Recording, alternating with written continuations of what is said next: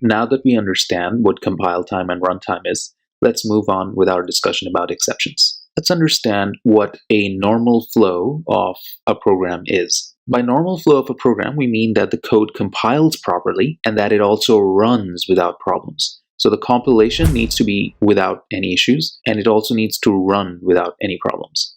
So what is an exception? An exception is an event that occurs during the execution of a program, and it disrupts the normal flow of instructions, which means it disrupts any one part of this. Either it disrupts the compilation process, or it disrupts the smooth running of all the instructions. That is what an exception means. Whenever a program encounters an exception, it creates an exception object. This is extremely important to remember. Exceptions in Java are objects. So whenever we find that an event has occurred that has disrupted the normal flow of instructions, an object is created. That object has details about where the problem has occurred and what type of problem has occurred. Combining those information and some other information as well, an object is created. That object is an exception object. There are a few different types of exceptions. We have checked exceptions and unchecked exceptions. And the biggest difference between the two of them is that checked exceptions are compile time checks. So the Java virtual machine checks for checked exceptions during compilation time. However, the Java virtual machine looks for unchecked exceptions during runtime. And that is the most important thing to remember. Checked exceptions are checked at compile time. Unchecked exceptions are checked at runtime. So let's talk a bit more about checked exceptions. What do we mean by checked exceptions? Whenever we create an application, when we write code, a good application will anticipate that different parts of its code will throw checked exceptions. Whenever we say that an exception has occurred, we say that a method has thrown an exception. So exceptions are thrown. So please keep that word in mind. In case of checked exceptions, a good application anticipates which part of its code can throw checked exceptions, and it can recover from that kind of an exception. So a good application anticipates it and then creates code that handles this kind of exception. And so a good application can recover from checked exceptions. An example of a checked exception is file not found exception. So let's say you're trying to read from a file in your application. So let's say you're trying to read from file a.txt, but let's say file a.txt does not exist in the location that you're looking at. So if the application does not find that file, it will throw a file not found exception.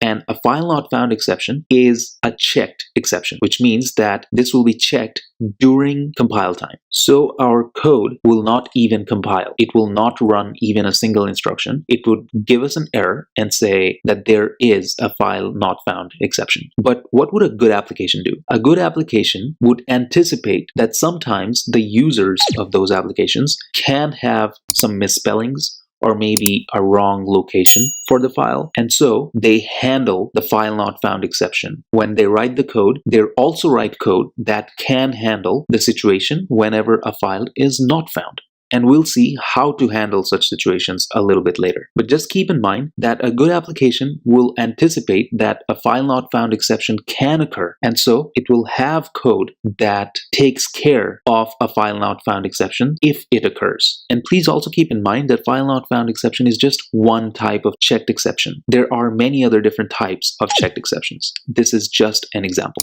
So what would happen if a file not found exception is there? What we would want to do is that we would notify the user and then say that the file path that they have provided is not correct or that file does not exist. And then we will prompt them for the correct input, the correct file name or the correct path. So this is what we would want to do if we have a checked exception. We would notify the user and then we'll prompt the user for correct input. And this we will do for any type of checked exception. This is just one example. There can be other types of checked exceptions as well where this would apply. So checked exceptions are checked during compile time, and a good application will anticipate that a checked exception might occur in some part of its code, and then it will handle it in case it occurs. One thing to keep in mind is that there is a rule that Java has to follow whenever we're talking about checked exceptions. And that rule is catch or specify, which means that if our code has any possibility of having a checked exception, it must catch that exception or it must specify that exception. This rule is only applicable for checked exceptions. And Java has to follow this rule all the time. If the code that we write has any possibility of a checked exception, we must either write code to catch it or we need to specify it. What does catching mean? What does specifying mean? We'll understand that in this and some later videos as well. But for now, just remember that the catch or specify rule applies to checked exceptions. It does not apply to unchecked exceptions. If we do not catch or specify a checked exception, then our program will not even compile. We will not be able to run the code at all. So keep this in mind. An unchecked exception is checked at runtime, and applications cannot necessarily anticipate any unchecked exceptions. And sometimes it might also occur that they may not be able to recover from unchecked exceptions. We can divide unchecked exceptions into two parts. These exceptions can occur because of internal problems in our code or external problems. What do we mean by internal problems? Internal problems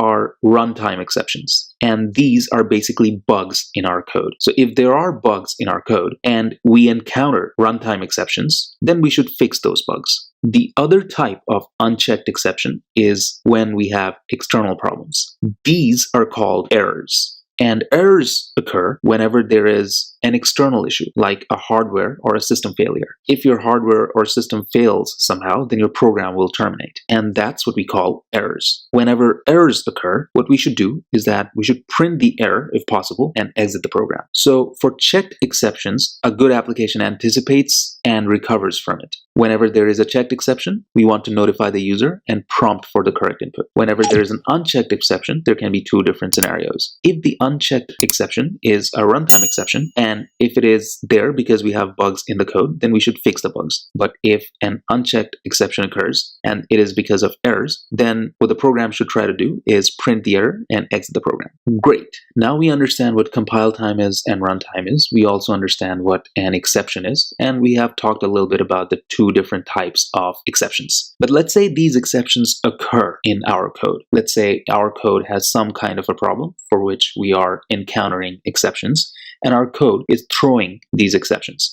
How do we handle them? What we want to do is whenever a method or whenever a program throws an exception, we want to catch it. And how do we catch exceptions? We use something called a try-catch block, or it can also be try-catch-finally block. How do we use the try-catch blocks? Whichever part of our code has the potential to throw exceptions, that part should go in the try block. And right after the try block, we should have a catch block. And in the catch block, we would handle the exception that the try block throws. You can think of it in the same way as if-else blocks. If has its own block of code, else has its own block of code. In a very similar way, try has its own block of code, and then catch has its own block of code. Let's look at an example of try-catch blocks being used in code. So we are returning to the same code that we looked at in the first video. We were trying to access the 7th element of our array, but the array does not have a 7th element.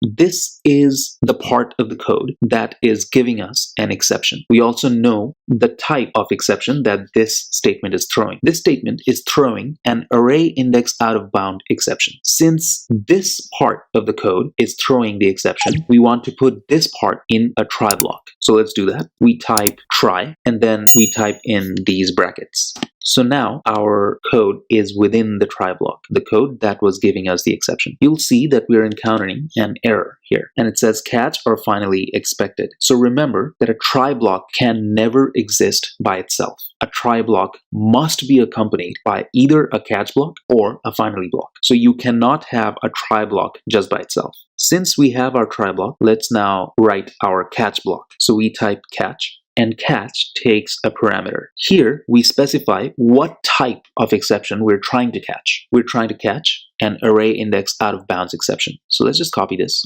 and let's name this our exception, and then we'll have those brackets. So remember that exceptions are objects. here Java encountered an exception. It created an object and then it throws that object. The object for this line here is array index out of bound exception object. When Java comes here and looks at this code and sees that there is 7 being used as the index, it checks the array. It sees that there are only 4 elements, so this is out of bounds, and so it creates an array index out of bounds exception object. After it creates that object, it throws that object. Now we need to make sure that we catch this object. So we say if this kind of an object is thrown, then catch it. And we name that object our exception because we want to interact with that object. So this is the name that we give to the object that has been thrown. This name can be anything. It can be ABC or it can just be E. It doesn't matter. So now E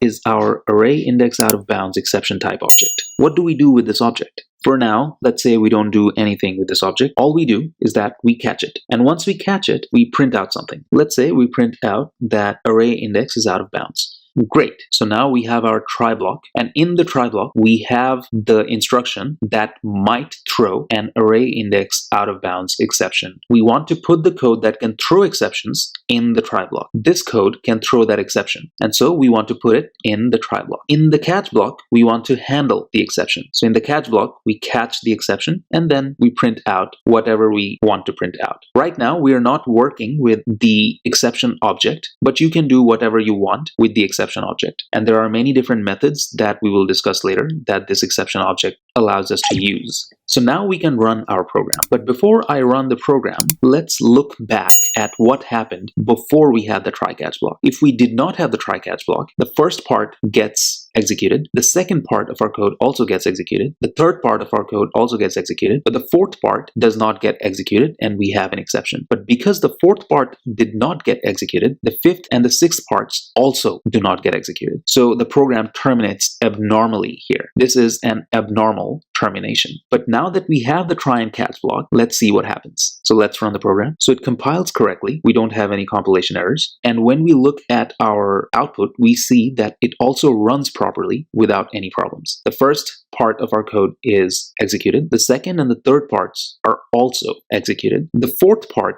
gives us exactly what we wanted. Even though there is a problem in this code, because we caught the exception that it throws, we were able to handle it. And so we printed what we want to print. And this allowed us to maintain the normal flow of the program because now our next part also got executed. Our sixth part of the code also got executed and our seventh part also got executed. Because we handled this exception, because we caught it, we were able to maintain the normal flow of the program and complete our program run. And this is exactly what we discussed before. Whenever there is an exception, it means that an event has occurred that disrupts the normal flow of instructions. What we want to do is maintain the normal flow of instructions. And so whenever an exception occurs, we catch it using a catch block. And when we catch it, the normal flow of the program is maintained and everything else gets executed. The program does not terminate abnormally. So that means that our program is more robust. What does a finally block do? If we look at the code again, we have the try block and the catch block. After the try and catch, we can also have a finally block. And in the finally block, whatever code we put, that will always get executed, no matter what happens in try, no matter what happens in catch. The code in finally always gets executed. There are only a few scenarios where finally code will not get executed. And those scenarios are usually rare. It only happens if your program crashes before coming to the finally block, or if we use something like system.exit in our try or catch blocks. But apart from that, no matter what happens in try or catch blocks, the code in the finally block will always get executed. So let's print something out and then let's run the program. So you see, after our fourth part catches the exception, the finally block did get executed and this did get printed. So whatever we put in the finally block will always get executed no matter what happens in the try or catch block. Usually the finally block is used for closing resources that might have been used in the try or catch blocks. We haven't talked about mechanisms in Java that require resources, so we won't discuss the closing of resources too much in this chapter. But always remember that finally is usually used for cleanup. If you have used resources here and they're still open, finally is usually used to close down those resources. Great. So now we understand what exceptions are. We also know what types of exceptions there are, and we also know how to catch them and handle them so that normal flow of a program is maintained. Now let's look at the exception hierarchy. Remember that whenever exceptions are thrown, those are basically objects, which means that exception is a class. And this is what the hierarchy looks like. The very top class is throwable. The throwable class inherits from object class, which means throwable is an object as well. Everything in Java is an object, and we've discussed that before. Now, there are two classes that inherit from throwable. The exception class inherits from throwable, and the error class also inherits from throwable. So exception and error classes extend throwable. We can have many different types of errors. We can have Stack Overflow errors, virtual machine errors, and there are some other types of errors as well. Exceptions are usually considered to have two different branches. We can have some exceptions here, and these exceptions may be IO exceptions, class not found exceptions, SQL exceptions, and so on. The other branch of exceptions is runtime exceptions, which we discussed here. Some examples of runtime exceptions are arithmetic exception, null pointer exception, or index out of bounds exceptions. So which of these are checked exceptions and which of these are unchecked exceptions? Errors and runtime exceptions are unchecked exceptions because both errors and runtime exceptions are checked at runtime, and applications cannot usually anticipate them or recover from them. All other types of exceptions are checked exceptions, and this is very important to remember. So in this video, we understood what exceptions are. We understood that whenever a program encounters an exception, it creates an exception object and throws that exception object. We know how to catch that exception object once it is thrown, and we also know that we need to put the code that can throw exceptions in a try block. We also looked at the finally block, and we've discussed that finally block code is always executed no matter what happens in the try and catch block.